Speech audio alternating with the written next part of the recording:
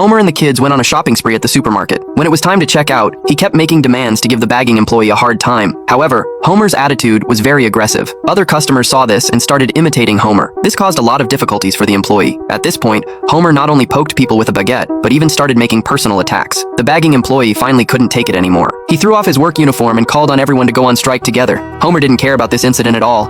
No one expected the strike movement to spread nationwide. The supermarket had no choice but to stop operations.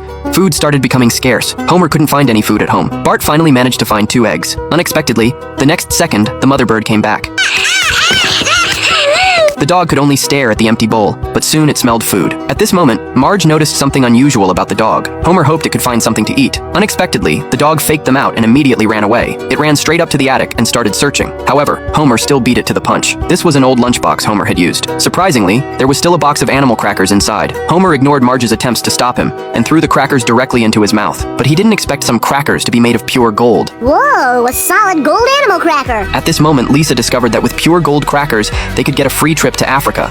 So Homer immediately took the crackers to redeem them. But 30 years had already passed and this promotion had ended. However, Homer wouldn't listen to their excuses. As the person in charge was about to argue, he accidentally hit Homer's eye. To avoid being sued by Homer, they immediately agreed to Homer's demands. Homer immediately went home to announce the good news. Meanwhile, an African shaman divined that something big was about to happen. Soon the Simpson family boarded a plane to Africa. After they landed, they were received by a local African native. The tour guide drove them to the hotel. Upon reaching their destination, Lisa discovered their hotel was built in a large tree. There were even staff members to help carry their luggage. But Homer said not to bother.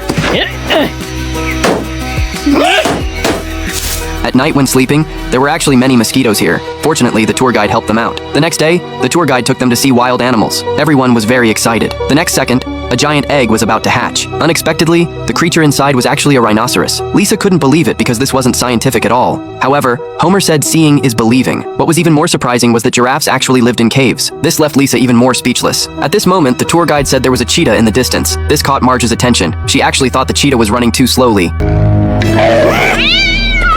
Everyone was having a great time along the way. Then the tour guide suddenly stopped the car. Everyone wondered what had happened. It turned out they had encountered a group of poachers. Lisa, an environmentalist, hated these people. Fortunately, the tour guide fired his gun directly to scare away the poachers. However, they could come back at any time because their cargo pants were still left here. Then the tour guide took the Simpson family to visit a native tribe. The chief warmly welcomed everyone. Homer was curious about what their local beverage was. Unexpectedly, it was cow blood. Lisa wore local ornaments here. Bart also put on a lip plate. Uh-oh. Then they danced around the campfire with the locals. Bart even performed acrobatics for everyone. Before they knew it, several hours had passed. Unexpectedly, Homer still had the energy to play the drums, but he didn't know he was playing it wrong.